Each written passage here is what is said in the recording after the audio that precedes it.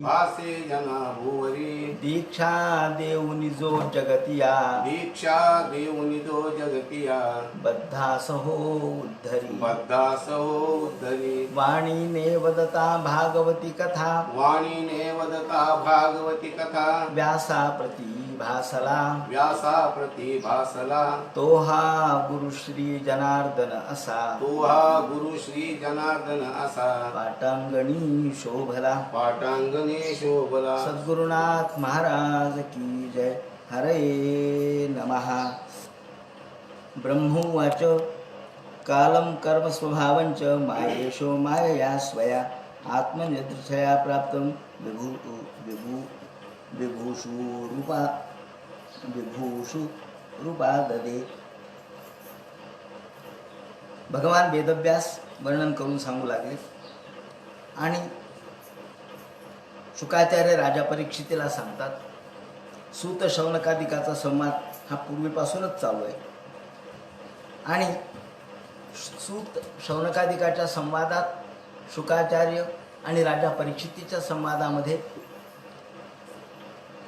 शुकाचार्य हे नारद आणि ब्रह्मदेव यांच्या संवादाचं या ठिकाणी विवरण करतात. ब्रह्मदेव नारदाला सांगतात, हे नारदा, कालम कर्म स्वभावंच मायेशो मायया स्वया. मायेने भगवंतांनी मायेचा आश्रय धारण करून काल कर्म आणि स्वभाव यानुसार आत्मयदृच्छया प्राप्तम, आपण स्वतःच या ठिकाणी विविध रूपामध्ये ते प्रगटले. भगवान मायेचा आश्रय धारण करून विविध रूपात प्रगटले. विभूषु रूपाददे, भगवान सर्वत्र आपल्या मायेच्या स्वाधीन न होता परंतु मायेचं सहकार्य घेऊन सर्व विश्वामध्ये प्रगट झाले.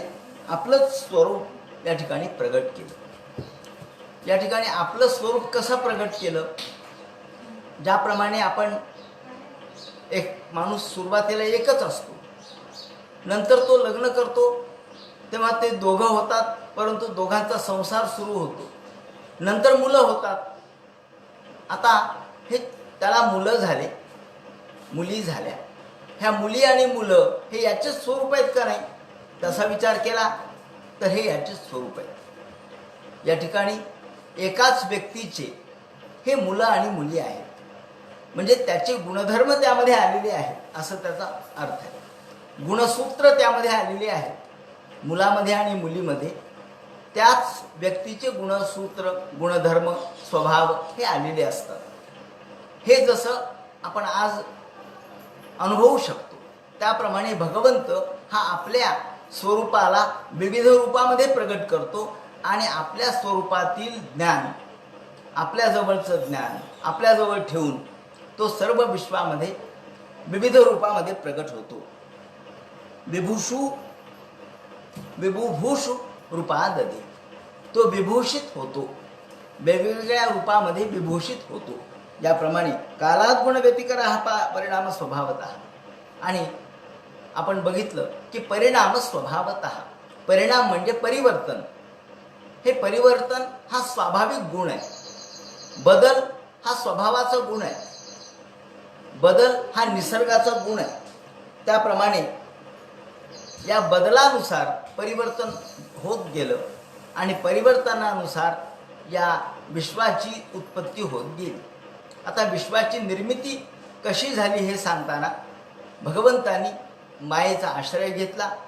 मायेतून महत्त्व प्रगट केलं आणि महत्त्वातून व्यापक असणाऱ्या तत्वातून, महत् म्हणजे व्यापक, सर्व विश्वाला व्यापक असणारं तत्व, या तत्वामधून पुढे 3 प्रकारच्या अहंकारांची निर्मिती झाली. या तामस अहंकारापासून पंचमहाभूत निर्माण झाले. राजस, तामस आणि सात्विक असे 3 प्रकारचे अहंकार. अहंकार म्हणजे काय हो? अहंकार हा आपण एरवी वाईट म्हणतो.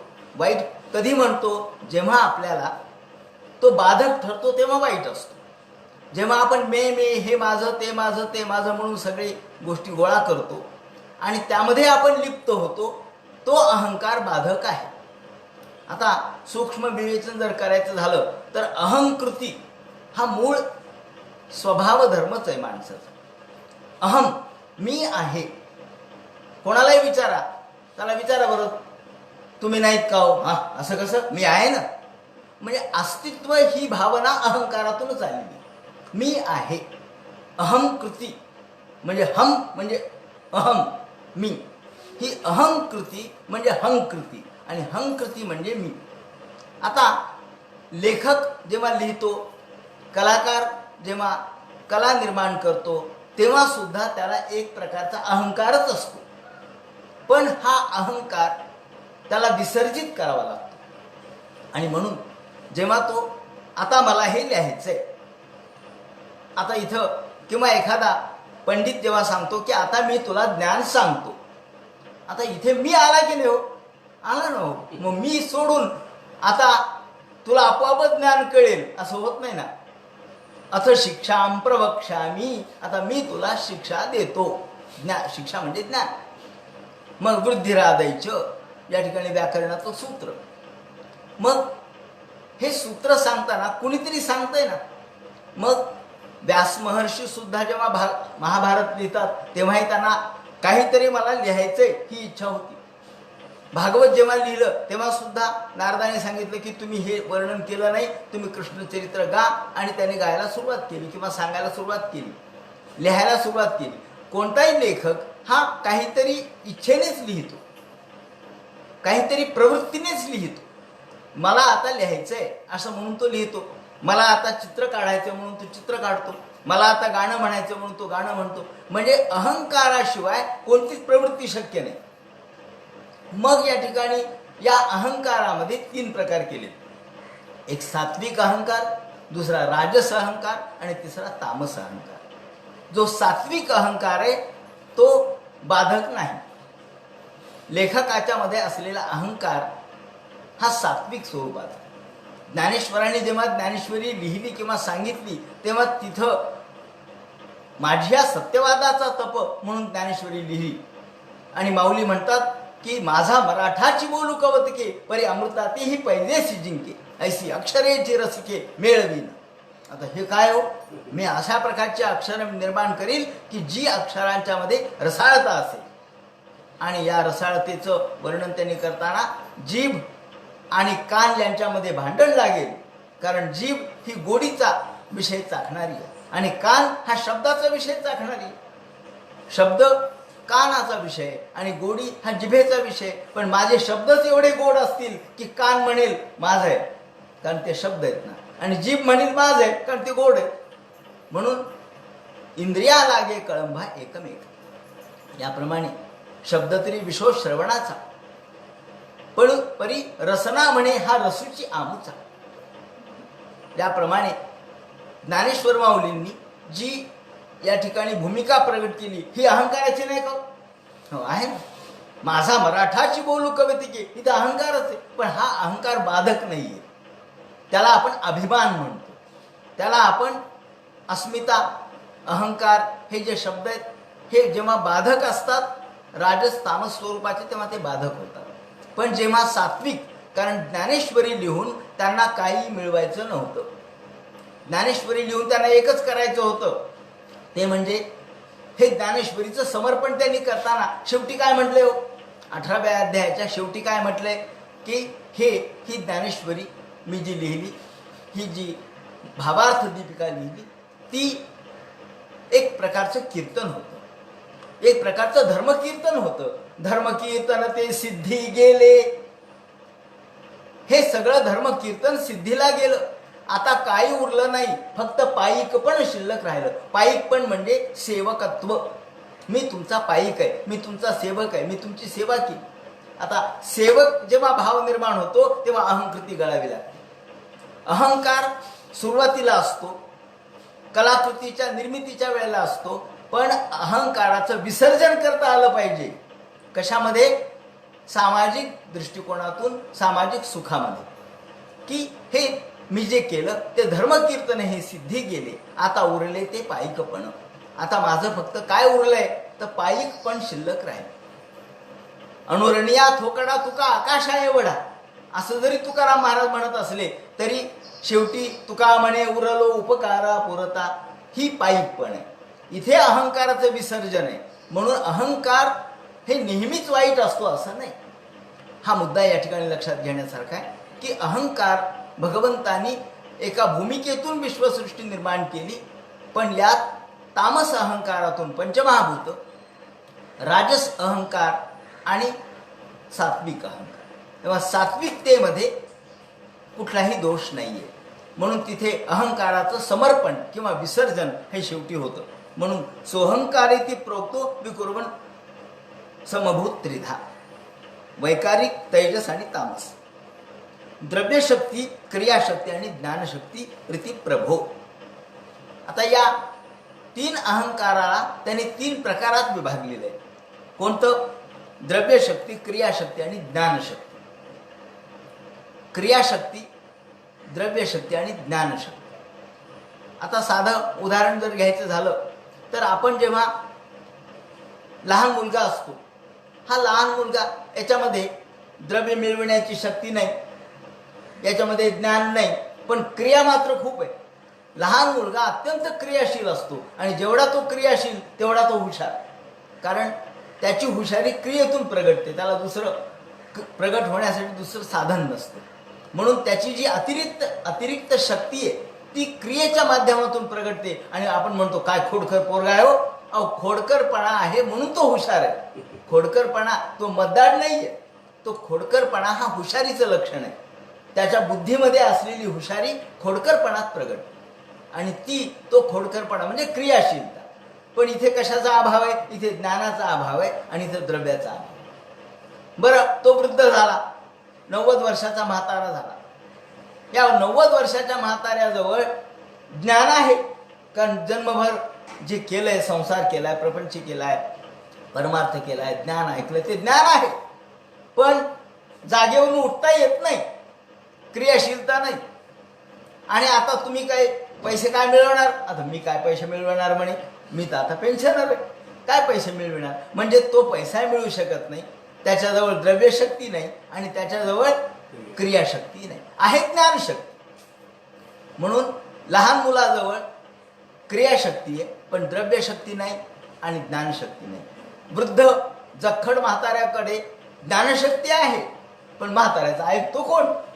तुम्ही बसा म्हणे कोपऱ्यात, तुमचं काही ज्ञान चालत नाही, आता झालं तुमचं ज्ञान, आता गंजून गेलं, काही उपयोग नाही राहिला. हो, नवं जग बदललंय, तुम्हाला माहित नाही, तुम्हाला काहीच येत नाही.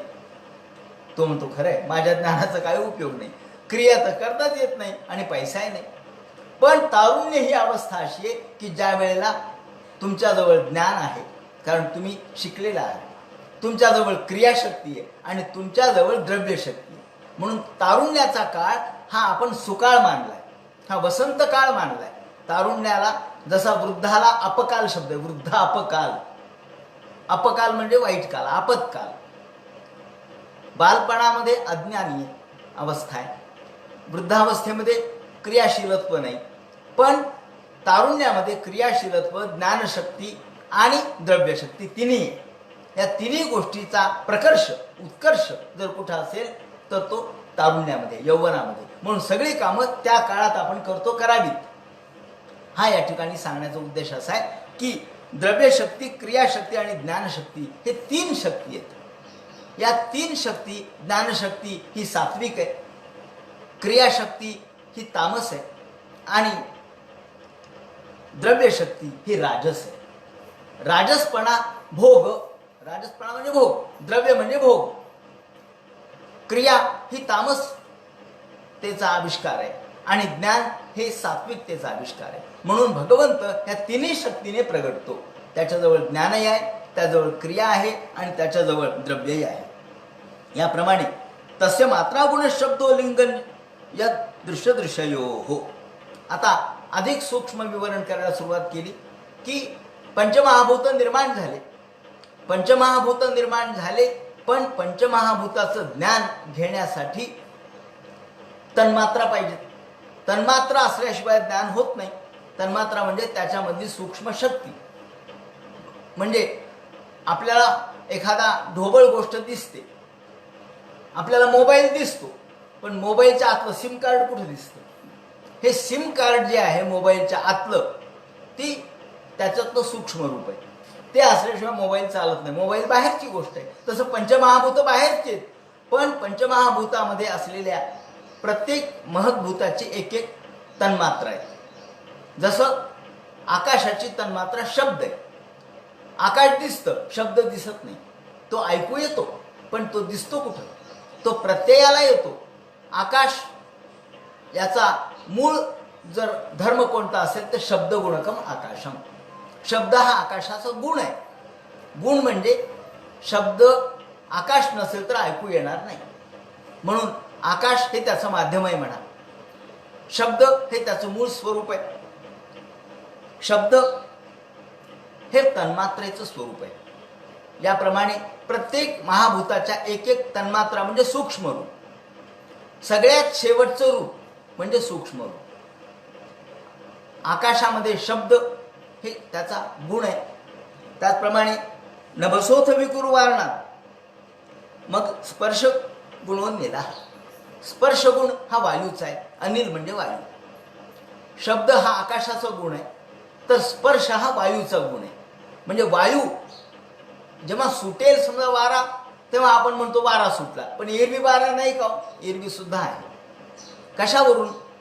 वारा हा तुम्हाला डोळ्याने दिसत नाही, तो कानाने ऐकू येत नाही, मग त्याचा रंगही कळत नाही, त्याचं रूपही कळत नाही.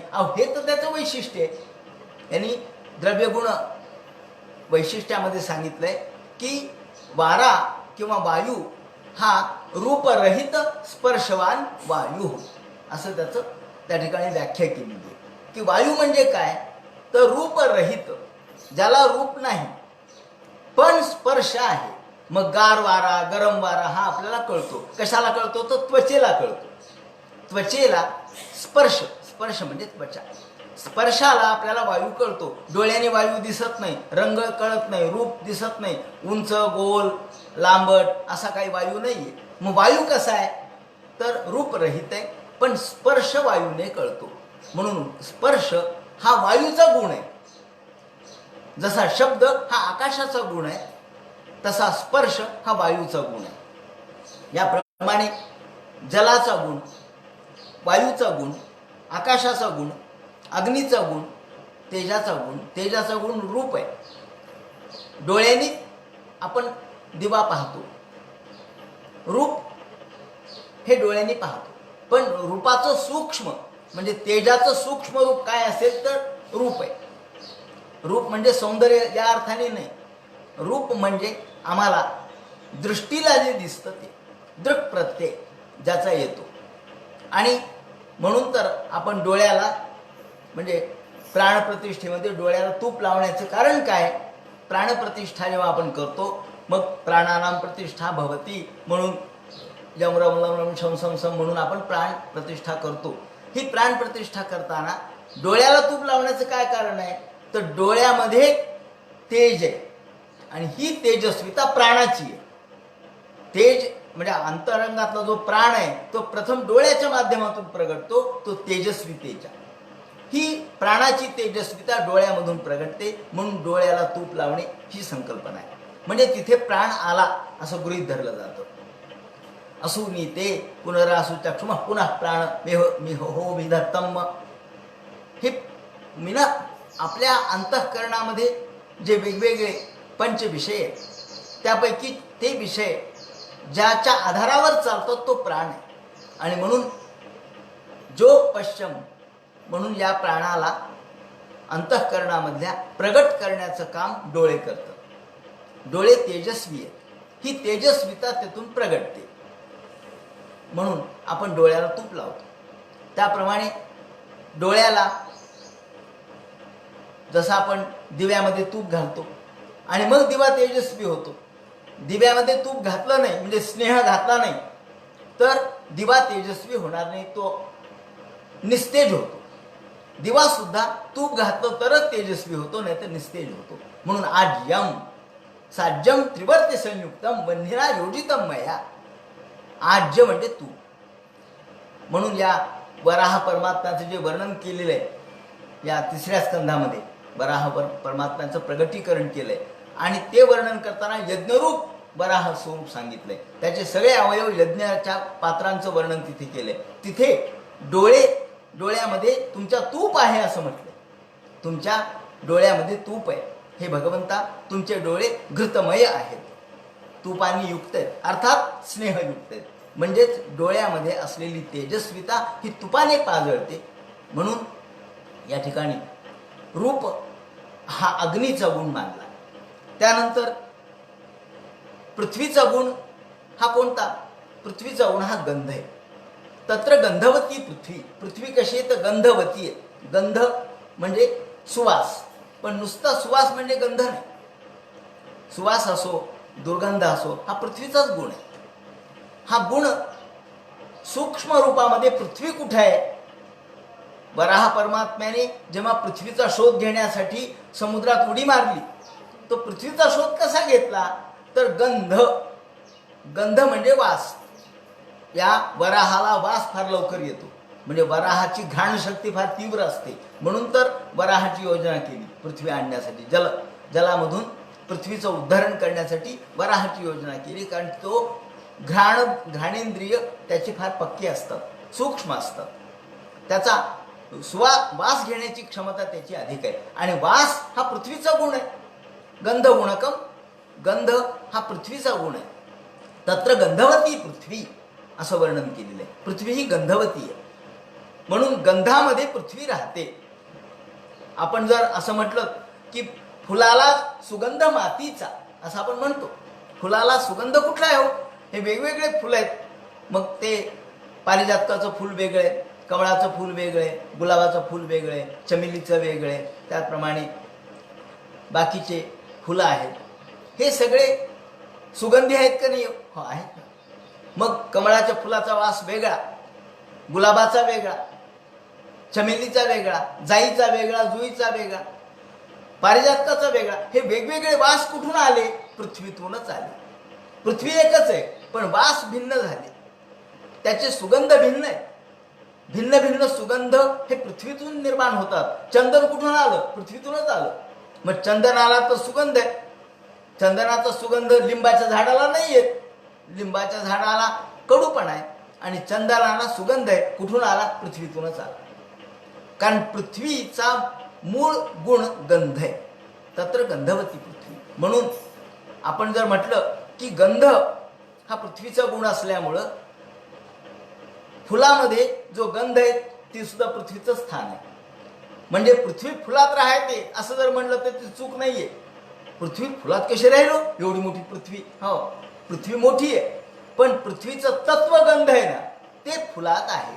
या अर्थाने भगवान सर्वत्र आहे. भगवान वेगवेगळ्या रूपात कसा आहे तो याप्रमाणे ते म्हणतात की ओलेपणा हा जलाचा गुण, आर्द्रता हा जलाचा गुण आहे. याप्रमाणे वायुरपी विकुर्वाणात कालकर्म स्वभावतः. आणि अशा पद्धतीने पंचमहाभूताच्या पंचतन्मात्रा शब्द, रूप, रस, गंध आणि स्पर्श. रस हा पाण्याचा गुण आहे. रसयुक्तता हा पाण्यामध्ये, ती रसार्द्रता पाण्यामध्ये. आणि या सर्वांच्या मध्ये रूपवत स्पर्शवत चांबो घोषवच्च परान्वयात. त्याप्रमाणे रूपवत आपलं रूप, त्याचप्रमाणे स्पर्श, हे सगळे तत्व मूळ तत्व म्हणून सांगितलेले. आणि याला पंच तन्मात्रा असं म्हणतात. या पंचतन्मात्रांची निर्मिती या वैकारिक निमित्ताने झाली. याप्रमाणे रूपवत स्पर्शवत चांबो घोषवच्च परान्वयात विशेष ऋतुविकर्ण दुंबसो गंधवानुभूत परान्वयात रस शब्द स्पर्श रूप गुणान्विता वैकारिकोन मनोजज्ञे. हे वैकारिक म्हणजे मूळ पंचमहाभूत हे तामस बसून झाले आणि वैकारिक जो सर्ग आहे किंवा वैकारिक निर्मिती आहे ती या पंच तन्मात्रांची झाली. याप्रमाणे ज्ञानशक्ती, क्रियाशक्ती, बुद्धी, प्राणशक्ती, तेजसौ अशा पद्धतीने ज्ञान शक्ती, क्रियाशक्ती आणि द्रव्यशक्ती प्रगट झाली. आणि सद सत्वमुपादाय चोभयम. आता सत आणि असत या स्वरूपामध्ये पंचमहाभूत आणि पंचतन्मात्रा यांना एकत्र करून एक अंड विश्वामध्ये अनेक वर्ष ह्या विश्वाचं अंड पडलेलं होतं. सदसत्वमुपादाय चोभयम ससूर्य हदा वर्ष पुग सहस्रांते तदंड मुदके शयम. हे ब्रह्मांडाचं अंड, हे विश्वाचं अंड हजारो वर्ष पंचमहाभूत आणि पंचतन्मात्रांनी युक्त असलेलं हे हजारो वर्ष या पाण्यामध्ये पडलेलं होतं. काल कर्म स्वभावस्थो जीवो जीवम जीवयत. आणि काल, कर्म आणि स्वभाव आपण कालच बघितलं की 3 गोष्टीतून या विश्वाची निर्मिती होते. त्याला काळ यावा लागतो, त्याला कर्म उदयोन्मुख व्हावं लागतं. उदयोन्मुख म्हणजे जसं आपण म्हणतो अहो दिवस कधी उजाडेलो, याचं उत्तर एकच आहे, जेव्हा पृथ्वी सूर्याकडे सन्मुख होईल. असं आज उत्तर आपण देऊ की पृथ्वी जेव्हा सूर्याकडे सन्मुख होईल तेव्हा आपल्याकडे दिवस उगवेल. तसं फळ देण्यासाठी आपलं कर्म जेव्हा फलोन्मुख होईल तेव्हाच ही विश्वाची निर्मिती. प्रत्येक जीवाचे कर्म जीवाजवळ आहे. प्रत्येक जीवाच्या कर्माचं गाठोडं जीवांचं सोबत असतं. तुम्ही म्हणाल कुठे गाठोडं? अहो जसं आपण बघितलं मगाशी की पृथ्वी एवढी जरी मोठी असली तरी ती फुलामध्ये गंधरूपाने असते. तसं आपण जरी किती म्हणत असलो की माझं हे घर दार प्रपंच याचं एवढं माझं गाठोडं आहे, ते म्हणतात त्या गाठोड्याची गरज नाही. तुमच्या वासना हे तुमचं गाठोडं आहे आणि ह्या वासना तुमच्या बुद्धीमध्ये आहे, तुमच्या मनामध्ये आहे. आणि मन हजारो वर्षापासून एकच आहे म्हणे. असं तत्वाने विवरण केलंय की मन हजारो वर्षात बदलत नाही. आणि मनावर जे संस्कार आहेत ते संस्कार म्हणजे हे गाठोड आहे. संस्कार म्हणजे हे कर्माचं गाठोड आहे. आपण जे सत्कर्म किंवा असत्कर्म केलेले असतात त्याचे आपल्या मनामध्ये असलेले संस्कार, या संस्काराचे आपल्यावरती जे मनाच्या मध्ये असलेल्या सगळ्या गोष्टी, याच्यासोबत सूक्ष्म गोष्टी आहेत, ज्याला आपण सॉफ्ट कॉपी म्हणू फार नव्या भाषेत. ही सॉफ्ट कॉपी जी आहे ती अंतरंगातच आहे, दिसायला दिसत नाही कुठंच. कुठे म्हणजे कागद नाही, पेन नाही, आणि इकडचे मॅटर तिकडं कसं गेलं? अहो सॉफ्ट कॉपीने गेलं. मग शरीर तर इथंच राहिलं, मोबाईल तर इथंच राहिला, हो इथंच राहतो. पण त्याच्या आतमध्ये जी प्रक्रिया चालते ती जशी अदृश्य स्वरूपात असते, तांत्रिक स्वरूपात असते, त्याप्रमाणे ही सुद्धा अदृश्य स्वरूपातली प्रक्रिया आपल्या अंतरंगामधली, आपल्या मनावरती झालेले संस्कार, कर्माच्या सगळ्या गोष्टी ह्या वासनेच्या सोबत जातात. आणि म्हणून वासनेच्या संगे जन्म घेणे लागे असं म्हणतात. काल कर्म स्वभावस्थो जीवो जीव व मजीवयत. जीव प्रगट होतो, अजीवयत जीव जन्म घेतो, जीव प्रगट होतो. जीवांचा जन्म ह्या त्यांच्या वासनेने होतो. स एष एव पुरुषास्म दंडम निर्विद्यते निर्गतः. आणि जीवाच्या वासना, जीवाचे कर्म, जीवाचे सगळे संस्कार घेऊन हे ब्रह्मांड या ठिकाणी आहे. अनेक वर्ष ते तसंच पडतं. सहस्रोर वंग्रिभावक्ष सहस्रानंद शीर्षवान. याचे हजारो डोके, हजारो कान, हजारो हात, हजारो पाय. जसं हे भगवंताचं वर्णन आहे. हजारो म्हणजे ज्याप्रमाणे विश्वामध्ये हजारो लोक आहेत, ज्या हजारो लोकांचे कर्म, हजारो लोकांच्या वासना, हजारो लोकांच्या अंतःकरणातील जाणीवा या ठिकाणी एकत्र स्वरूपामध्ये, इथे सूक्ष्म स्वरूपामध्ये आहेत.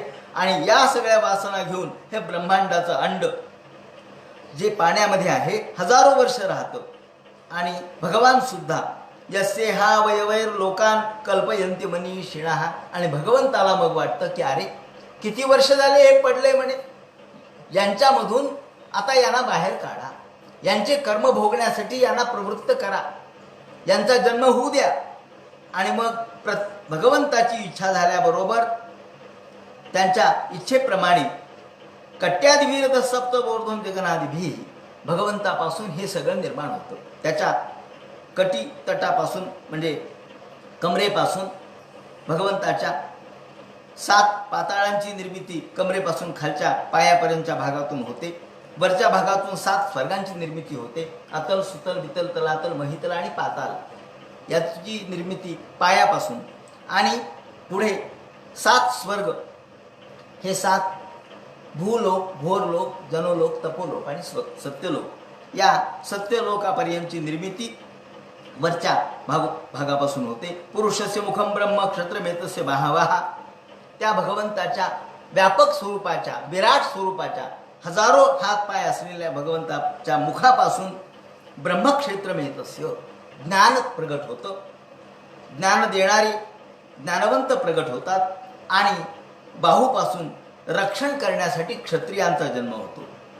याप्रमाणे वैश्य यांच्यापासून, त्यांच्या मांड्यापासून आणि भूलोक कल्पितस्पद्भ्यां भूवर्लोकस्य नाभितः, ज्याप्रमाणे भूलोक, भुवरलोक नाभीपासून, नंतर हृदयापासून स्वरलोक, त्याचप्रमाणे मांडी आपल्या छातीपासून महरलोक आणि ग्रीवायाम या गळ्यापासून जनोलोक आणि तपोलोक यांची निर्मिती होते. तत्कट्याम चातलम क्लृप्त मूर्म्याम वितलम प्रभो जानुभ्याम शीतलम शुद्धम जंघाभ्याम तु तलातलम.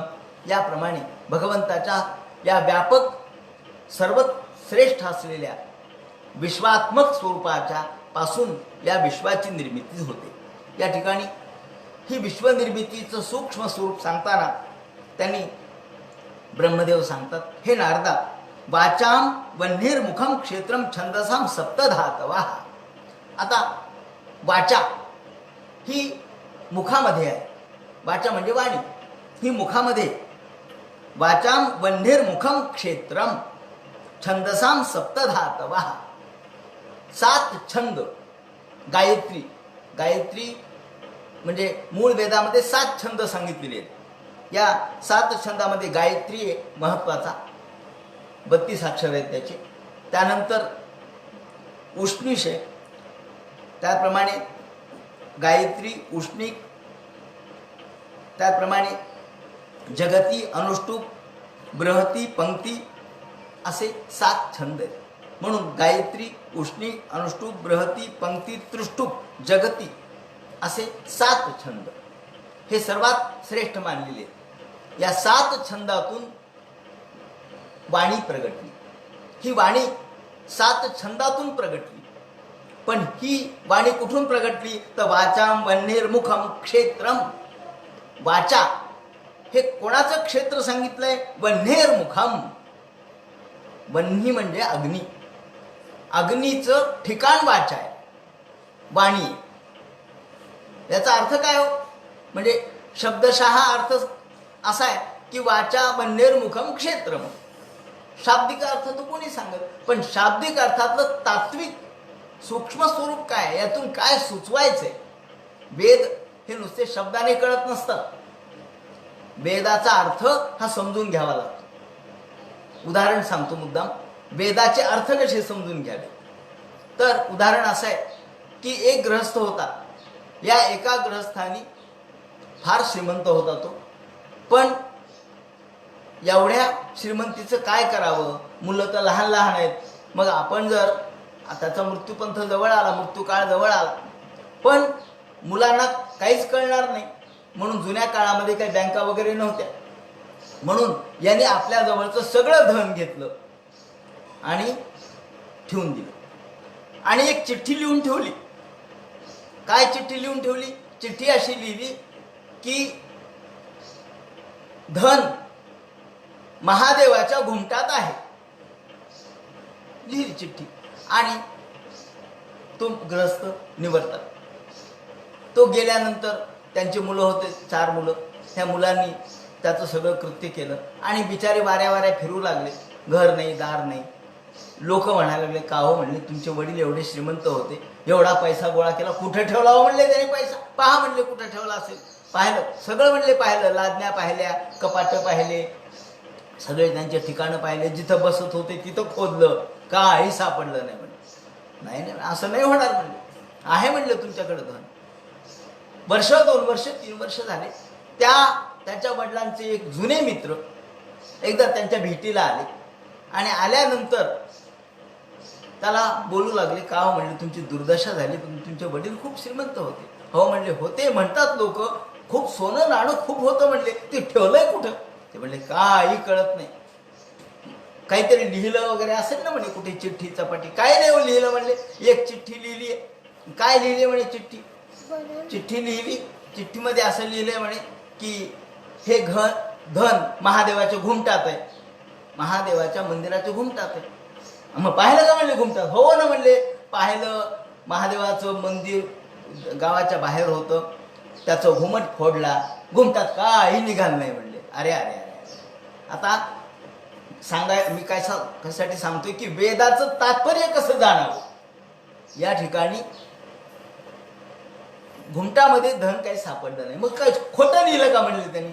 नाही, खोटं ते लिहिलं नाही म्हणले, पण घुमटात तर धन सापडलं नाही. ते म्हणले आता थांबा, त्यातल्या जाणकार माणसाला बोलू. म्हणून या मित्रांनी दुसऱ्या त्याच्या अगदी जवळच्या, त्याच्या हृदगत जाणणाऱ्या, अंतःकरण जाणणाऱ्या, वेदाचा अर्थ कसा समजून घ्यावा हे यासाठी आपल्याला हे लक्षात घेतलं पाहिजे की वेद हा नुसता शब्दाने कळत नाही. शब्द सगळेच सांगतात, म्हणून मॅक्स मुलरला वेदाचा अर्थ कळावा नाही. वेदाचा अर्थ यास्काचार्यांच्याकडून समजून घ्यावा, कारण तिथे व्युत्पत्ती सांगितली त्यांनी. म्हणून वेदाचा तो अर्थ आम्हाशीच ठावा. वेदाचं तात्पर्य कळलं पाहिजे. शब्दाचा अर्थ तर कोणी सांगेल, तो तर डिक्शनरीमध्ये असतो, पण हृदगत डिक्शनरीत नसतं. या ठिकाणी त्याच्या जुन्या मित्राला बोलावलं आणि या लोकांनी एकदा बैठक केली. म्हणजे या मुलांचं एकदा कल्याण करू म्हणले. आपण काय लिहिली हो म्हणले वडिलांनी चिठ्ठी? दाखवा आम्हाला, चिठ्ठी बघू द्या. त्यांनी चिठ्ठी दाखवली. एवढंच लिहिले म्हणले की धन महादेवाच्या घुमटात चैत्र शुद्ध अष्टमी. हा लक्षात आलं म्हणले. थांबा, तो घुमट तुम्ही पाडला काय? हो म्हणले. तो बांधा म्हणे, जसा होता तसा बांधा. ज्या इंचामध्ये त्यात थोडाही फरक होता कामा नये. बरं म्हणले, ठीक आहे, जसा आहे तसा बांधा घुमट. थांबा म्हणे, आता काय लिहिले त्याच्यात? धन महादेवाच्या घुमटात, एवढंच लिहिले. आणि खाली लिहिलं चैत्र शुद्ध अष्टमी. हा, मग चैत्र येऊ द्या म्हणजे महिना. मग चैत्र महिना आला. चैत्र महिना आल्याबरोबर हे त्यांचे मित्र त्याच्याकडे आले. म्हणले आता अष्टमी तिथी उगवू द्या. ती शुक्लाष्टमी, शुक्ल पक्षातली अष्टमी, रामनवमीच्या आधीची. मग अष्टमी आल्याबरोबर तिथं लिहिलं होतं की चैत्र शुद्ध अष्टमी सकाळी 8 वाजता. हे लिहिण्याचं काय कारण आहे म्हणले? चैत्र त्यावेळेला लिहिलं ठेवलं असं म्हणले धन.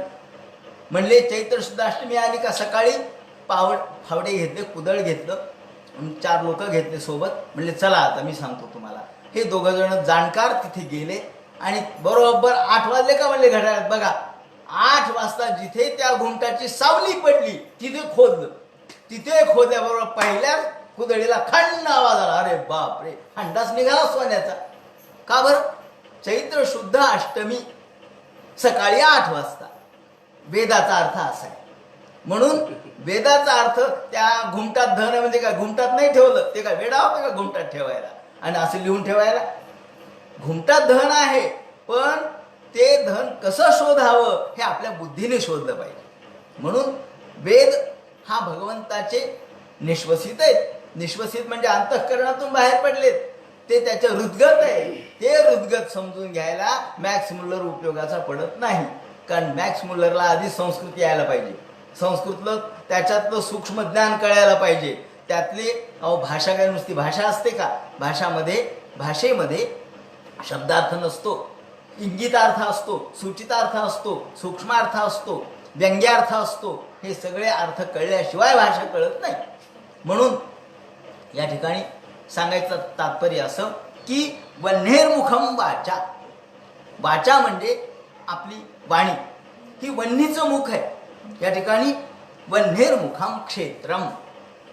वन्ही म्हणजे अग्नीचं क्षेत्र आहे. मुख, क्षेत्र म्हणजे ठिकाण, अग्नीचं ठिकाण आहे मुख म्हणजे.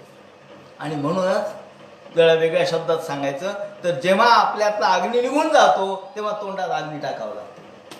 तोंडातच का हवं अग्नी? का तेच त्याचं ठिकाण आहे हो. म्हणून तर मुखाग्नी देतात, तोंडामध्ये अग्नी देतात. अग्नी डाग द्यायच्या वेळेला तोंडात अग्नी का? तर तिथलाच अग्नी गेलेला असतो म्हणून. आणि तिथला अग्नी म्हणजे जिम्हेवर असतो. आणि जिम्हेवरचा अग्नी म्हणजेच आमची जिवंतपणाची खूण आहे. मृत व्यक्ती आपण जिवंत आहोत म्हणून आपली जीभ वळवळते. मृत व्यक्तीची जीभ वासने उलटी पडते. का? तर तिथं अग्नीच नसतो ना. अग्नी आहे म्हणून आमचं जिवंतपणा कायम आहे, आमचं चैतन्य कायम आहे. म्हणजे अग्नी हे चैतन्याचं स्वरूप आहे. म्हणून ते मुखातच का, तर मुखातून वाणी प्रगटते. म्हणून अग्नी हे अग्नीचं क्षेत्र म्हणजे मुख आहे. आणि म्हणून आपण अग्नीला भगवंताचं मुख मानतो. अग्नीला म्हणून अग्नीमध्ये आपण हवन करतो का, तर ते भगवंताचं मुख आहे. आणि मुखातच तर जेवण घ्यावं लागतं. कानात घास घालून चालेल का? नाही.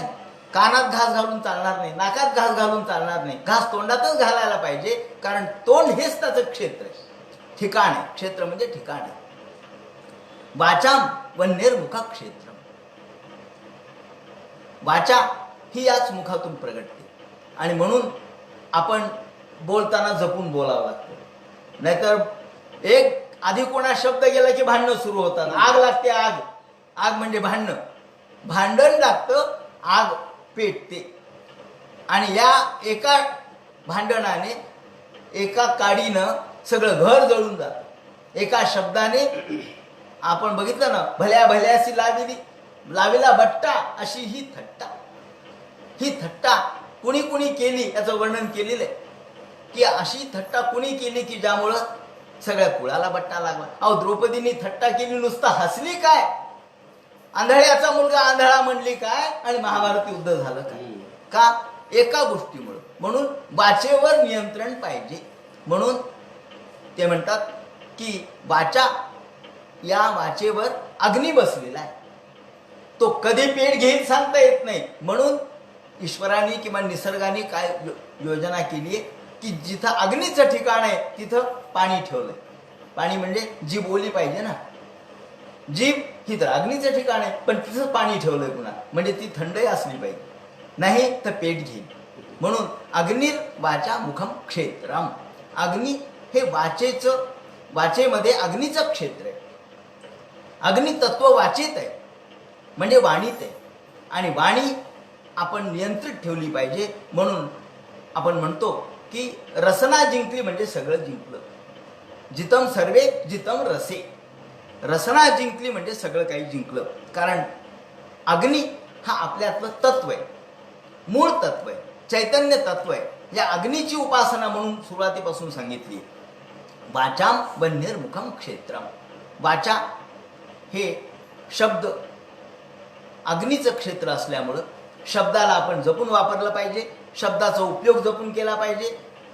शब्द एकदा बाहेर पडला की पुन्हा तो परत घेता येत नाही. गेला की गेला शब्द. मग तुम्ही क्षमा किती वेळेला मागा, काही उपयोग नाही. एकदा शब्द गेला की गेला.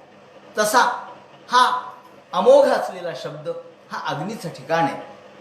वाचाम वन्यर्मुख क्षेत्रम मुखम क्षेत्रम छंदसाम सप्तधातवाः. आणि त्या शब्दाला म्हणून शिवी आणि ओवी दोन्ही एकाच जिभेतून बाहेर पडतात. पण काय द्यायचं हे आपण ठरवायचं. त्याचं सारासार विवेक आपण करायचा.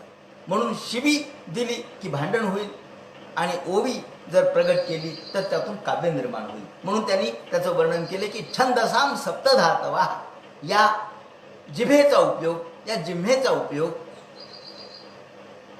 सप्तधातवा, सप्तधातू ज्या मधून व्यक्त होतात ते छंद, 7 प्रकारचे छंद जे वेदामध्ये प्रगट झाले. म्हणून अग्नीची जी मूळ आपल्या जिभेची देवता आहे ती अग्नी आहे. आणि तेजस्विता या अग्नीमधून प्रगटते. उपनिषदामध्ये वर्णन आहे एका ठिकाणी की काय खाल्लं, कशामधून कशाचा परिपाक किंवा विपाक होतो, असं वर्णन आहे. की समजा आपण अन्न खाल्लं, अन्न खाल्ल्याबरोबर अन्नापासून काय बनतं, ढोबळ स्वरूपात काय बनतं, आणि अन्नाचा सूक्ष्म परिणाम कशात होतो. तर त्यांनी सांगितलंय की अन्न आपण खाल्ल्याबरोबर त्याचा सूक्ष्म परिणाम मनात होतो, म्हणजे अन्नापासून मन बनतं. त्यानंतर पाणी घेतलं किंवा पाणी ग्रहण केलं म्हणजे त्या पाण्यापासून आपल्या सूक्ष्म परिणाम हा आपल्या अंतःकरणामध्ये होतो. आणि त्यातून जसं ही वाणी बनते, मन बनतं, त्याप्रमाणे सूक्ष्म त्याचा परिणाम होतो. आणि जे आपण तेज ग्रहण करतो, जे आपण अग्नी म्हणजे तेजस्विता, मग तूप खाल्लं, तेज म्हणजे तूप समजा, हे तूप हे तेजाचा भाग आहे, तो आपण खाल्ला तर त्या तेजापासून त्याचा परिपाक वाणीमध्ये होतो म्हणजे तेजाचा परिपाक वाणीत आहे, अन्नाचा परिपाक मनात आहे, याप्रमाणे पाण्याचा परिपाक हा आपल्या अंतःकरणात आहे. याप्रमाणे प्रत्येकाचे एक एक परिपाक सांगितले. त्यानुसार अन्नातून मन बनतं, पाण्यातून प्राण बनतो आणि तेजातून वाणी बनते. म्हणून वाणी ठिकाणी तेज हे वाणीत राहतं. तेजाचं मूळ स्वरूप वाणी आहे, वाणीच्या मधून तेज प्रगटतं. म्हणून ते म्हणतात की वाचाम वन्यर्मुखम क्षेत्रम छंदसाम सप्तधातवा हव्य कव्यामृतान्नानाम जिम्हा सर्व रसश्च. जिम्हा सर्व रसाचं सेवन करणारी आहे. आता या ठिकाणी इथून अन्न निर्माण झालं असं त्यांना सांगायचं की यातून अन्न निर्माण झालं आणि अन्नाचं ग्रहण करण्याची जिम्हा निर्माण झाली. ही हव्य कव्य रसान्नानाम, हव्य कव्य मृतान्नानाम. हव्य हे यज्ञीय अन्न आहे. हव्य म्हणजे यज्ञामध्ये ज्याचं हवन केलं जातं त्याला हव्य म्हणतात. कव्य म्हणजे पितरांसाठी जे दिलं जातं त्याला कव्य म्हणतात. आणि अमृतान्नानाम, जे यज्ञामधून उरतं, यज्ञ केल्यानंतर जे अन्न शिल्लक राहतं त्याला अमृत असं म्हणतात. म्हणून हे सगळं लोकांच्यासाठी यातून निर्माण झालं. सर्वास गुणांचे वायोश्च तन्नासे परमायने. याप्रमाणे अश्विनो रोषधीनांच घ्राणो मोद प्रमोदयो. याप्रमाणे प्रत्येक एकेका गोष्टीपासून एक एक गोष्टी निर्माण झाल्या. जसं वाणीतून हे तेजस्विता ही प्रगट झाली आणि त्यातून शब्द प्रगट झाले, तसंच नाकासाठीची देवता म्हणजे अश्विनी कुमार आहे. अश्विनी कुमार हे दोघं जण आहेत, दस्त्र आणि नासत्य असं त्यांचं नाव आहे. नासत्य आणि दस्त्र यांना अश्विनी कुमार म्हणतात. यांचा अधिकार कुठे चालतो तर नासिकेमध्ये त्यांचा अधिकार चालतो. आणि हे देवांचे वैद्य आहे. त्यामुळं अश्विनो रोषधीनांच, औषधी निर्माण झाल्या आणि औषधी यांच्यावरती अधिकार अश्विनी कुमारांना. आणि घ्राण मोद प्रमोदयो, त्यातून घ्राण वास घेण्याची संवेदना उत्पन्न झाली.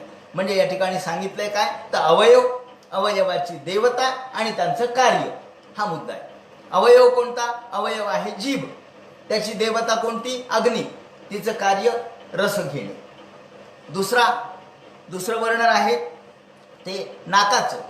नाक हा अवयव, त्याची देवता अश्विनी कुमार, त्याचं कार्य वास घेणे. त्यानंतर रूपाणाम तेजसाम चक्षुर्दिव सूर्यसे चाक्षणी. रूप याची देवता सूर्य आणि डोळे हे त्याचं कार्य करतात. कर्णव दिशांचे तीर्थानाम, त्याप्रमाणे कान हे अवयव, दिशा हे त्यांचे, दिशा ह्या त्यांच्या देवता आणि त्यातून शब्द हा आपल्याला ऐकू येतो. त्वगस्य स्पर्शो वायोश्च सर्वमेतस्य चैवही. ज्याप्रमाणे भगवंताच्या एकेका अवयवाच्या ठिकाणी एक एक देवता येऊन बसल्या, प्रत्येकाच्या मध्ये एक एक देवता येऊन बसल्या. आणि बाहवो लोकपालानाम प्रायश्चित क्षेत्र कर्मणाम, प्रत्येक जण या ठिकाणी आले. अश्विनी कुमार आले, नाकाच्या ठिकाणी बसले. दिशा आल्या, कानाच्या ठिकाणी बसले. त्याप्रमाणे अग्नी आले, वाणीच्या ठिकाणी बसले.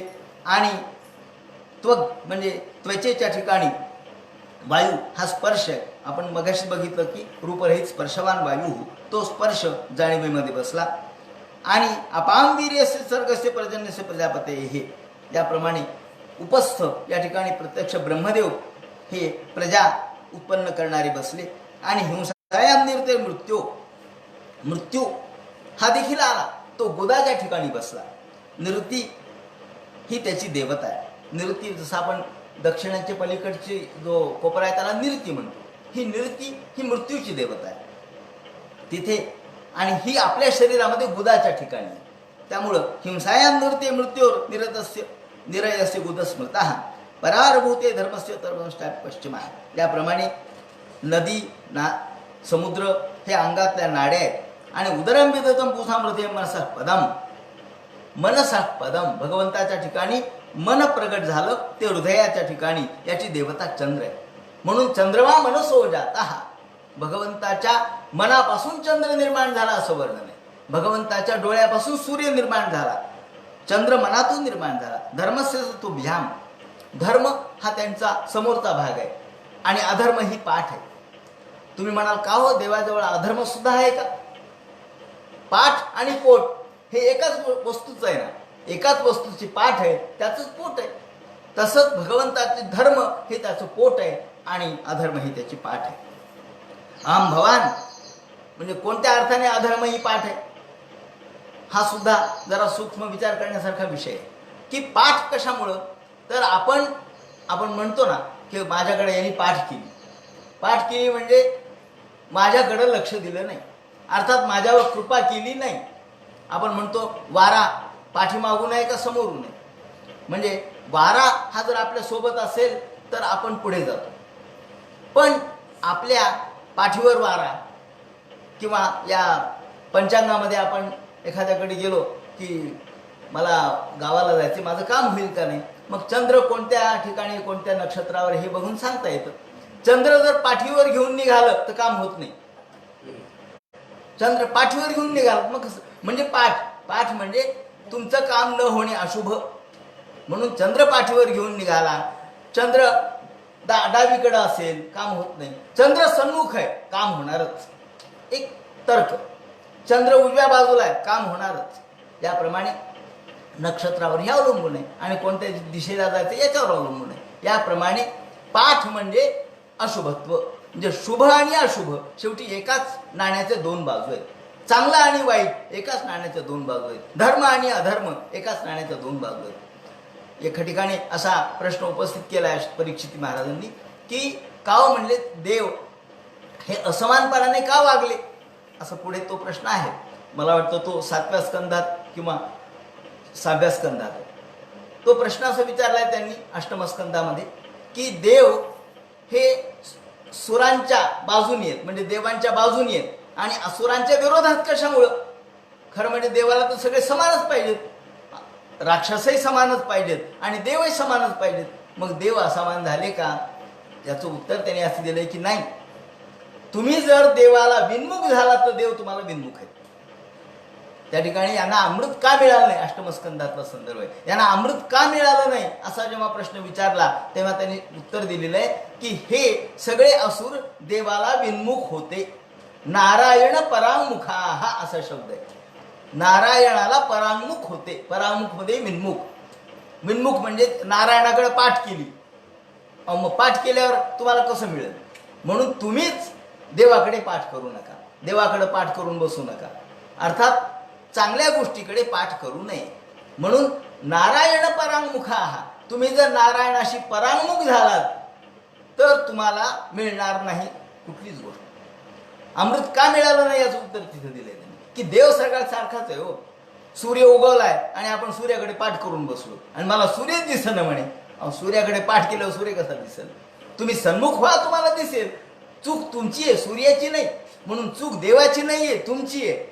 असुरांची चूक आहे की असुर देवाला विन्मुख आहेत आणि देव देवाला सन्मुख आहेत, म्हणून देवाला अमृत मिळालं, असुरांना मिळालं नाही. माऊलींनी एक उदाहरण दिलंय की वासरू जेव्हा दूध पितं गाईचं, गाईला वासराबद्दल प्रेम असतं आणि गाईचं दूध वासराला मिळतं. त्याच कासातलं दूध वासराला मिळतं, पण त्याच कासाच्या जवळ असलेल्या गोचिडांना मात्र दूध मिळत नाही. काय मिळतं त्यांना? अशुद्धची मिळे, त्यांना रक्तच मिळतं, दूध मिळत नाही. का? गोचिड तिथे आहेत ना, जवळ आहेत ना, हो जवळ आहेत, पण अंतःकरणपूर्वक प्रेम नाहीये. म्हणून आर्ताची निवोर असे, ज्याला अंतःकरणापूर्वक आर्तता आहे, प्रेम आहे, ओढ आहे, त्यालाच दूध मिळतं. बाकीच्यांना दूध मिळत नाही, त्यांना रक्त मिळतं. म्हणून असुरांना रक्तच मिळालं आणि देवांना मात्र अमृत मिळालं. सांगायचं तात्पर्य असं की पाठ आणि पोट हे संकल्पना या ठिकाणी सूचक म्हणून सांगितलेले आहे की देवाकडं आपण पाठ केली तर आपल्याला, अधर्म ही पाठ आहे, म्हणून तुम्ही अधर्माने वागलात म्हणजे देवाकडे पाठ केली, हा त्याचा अर्थ आहे. म्हणजे देवाला अधर्म ही त्याची पाठ आहे असा त्याचा अर्थ नाही. तुम्ही अधर्माने वागलात तर तुम्ही देवाकडे पाठ केली हा अर्थ आहे. म्हणून शब्द पुराणातले वेदातले हे त्याच्या तात्पर्याने समजून घ्यावे लागतात, शब्दशः नाही. या ठिकाणी उदरम विदितम पुंसो हृदय मनसा पदम धर्मस्य मम तुभ्यम च कुमारांचे भवस्य च विज्ञानस्य सत्वस्य परस्य परायणम. याप्रमाणे भगवान तो वेगवेगळ्या अवयवांच्या ठिकाणी वेगवेगळ्या देवता येऊन बसल्या आणि गंधर्व अप्सरो यक्षाः रक्षोभूत गणवर्गाः या ठिकाणी सगळं पुरुष सूक्त आपल्याला दिसतं. पुरुष सूक्तामध्ये ज्याप्रमाणे पुरुष एवेदम सर्वैर्भूतयच्च भव्यम, हा पुरुष उत्पन्न झाला.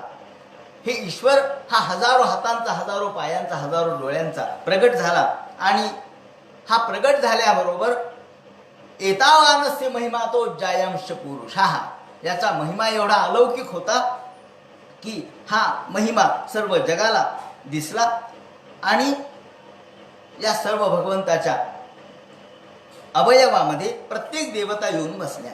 गंधर्वाप्सरसो यक्षा रक्षोभूत गणोरगाः पशवः सिद्धा विद्याधराश्चारणाद्रुमाः. विद्याधर त्याचप्रमाणे पितर, पशु, सिद्ध हे सगळे येऊन बसले. ग्रह, नक्षत्र, तारा ह्याही आल्या आणि स्वधिष्णम प्रतपन प्राणो बहिष्ठ प्रतिपत्य सौ याप्रमाणे सर्व महिमेश तो ब्रह्मण पुरुष दुरतया सर्व ठिकाणी सर्वांची उपस्थिती झाल्याबरोबर पादेषु सर्व भूतानि पुंससितो स्थिपदो विदुहु याप्रमाणे महिमेश ततो ब्रह्मण पुरुषस्य दुरत्यया वा सुपर्णा सयुजा सखाया. या ठिकाणी भगवान हे एका उपनिषदातलं वर्णन आहे की पुरुषस्य दुरत्यया, हा पुरुष कसा आहे तर अलौकिक आहे, पण त्याला कशाची अपेक्षा नाही. तो पुरुष म्हणजे एका झाडावर दोन पक्षी बसलेले आहेत असं वर्णन आहे आणि या पक्षामध्ये वा सुपर्णा सविता सखाया समान वृक्षम परिशस्व जाते.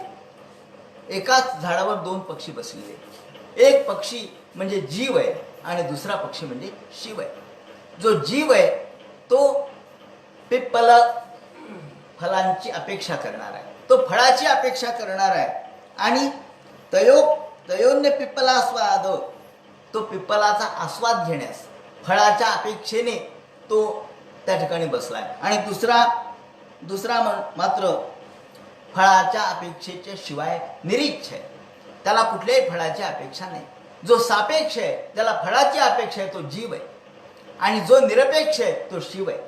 खरं म्हणजे दोन्ही सारखेच आहेत म्हणून सयुजा असा शब्द वापरला. सयुजा म्हणजे दोघेही कसे तर ज्याप्रमाणे जुळे असावेत त्याप्रमाणे. जुळे बाळ कसे असतात, दोन्ही सारखेच असतात. डोळे सारखे, नाक सारखे, हात सारखे, पाय सारखा, रंग सारखा, सगळं सारखं, स्वभाव मात्र भिन्न असतात.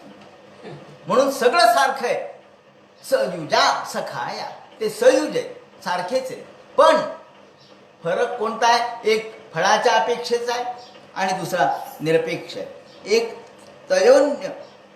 तयोरन्य पिप्पला स्वाद नष्टन अन्यो अभिचा कशी, एक अन्य अपेक्षा न करणार आहे आणि दुसरा अपेक्षा करणार आहे. अपेक्षा करणारा म्हणून जीव आहे आणि म्हणून तो बद्ध होतो. तो बद्ध का होतो? तो अपेक्षा करतो, फळाची अपेक्षा करतो, तो फळामध्ये तल्लीन राहतो आणि दुसरा म्हणतो मला त्याची गरज नाही, मला फळाची अपेक्षा नाही. म्हणून ते म्हणतात याप्रमाणे हा पुरुष कसा आहे तर महिमेश जो ब्रह्मपुरुष दुरत्य हा सर्व फळाच्या पासून दूर राहणारा, अपेक्षा न करणारा असा आहे. पादस्त्रयो बहिष्टासन प्रजानाम या आश्रमा, याप्रमाणे त्यांनी ब्रह्मचर्य, गृहस्थ, वानप्रस्थ आणि संन्यास ह्या आश्रमांची निर्मिती केली. यापैकी ब्रह्मचर्य, वानप्रस्थ आणि संन्यास हे 3 आश्रम हे अनशन असं सांगितलं. अनशन म्हणजे अपेक्षा नसलेले. आपण अनशन म्हणजे उपवास म्हणतो ना, अर्थात अपेक्षा नाही, अन्नाची अपेक्षा नाही, उपवास.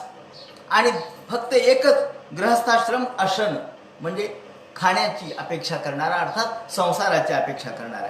श्रुती विचक्रमे विश्वं साशना शनी उभे, हे आपल्या पुरुष सूक्तामध्ये सुद्धा हेच वर्णन आलेले आहे. साशनाशने उभे. अशन आणि अन्न धर्म आहे.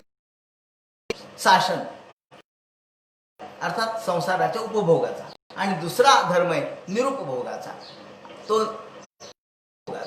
तो धर्म कोणता? तर ब्रह्मचर्य आणि संन्यास. याप्रमाणे भगवंताच्या या रूपामधूनच यज्ञ प्रगटला. म्हणून यज्ञाची निर्मिती प्रथम झाली असं त्यांचं म्हणणं आहे. यज्ञ येथून पहिला धर्म कोणता असेल तर यज्ञ.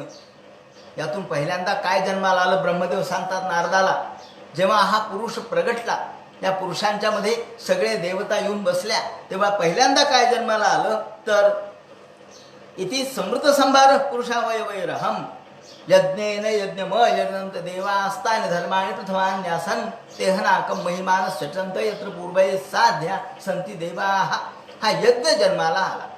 यज्ञ हा पहिला धर्म आहे, कारण अग्नी हिची उपासना वेदातली पहिली आहे. अग्निसूक्त हे वेदातलं पहिलं सूक्त आहे.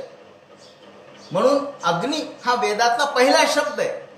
वेदामध्ये पहिला शब्द कोणता असेल तर तो अग्नी आहे.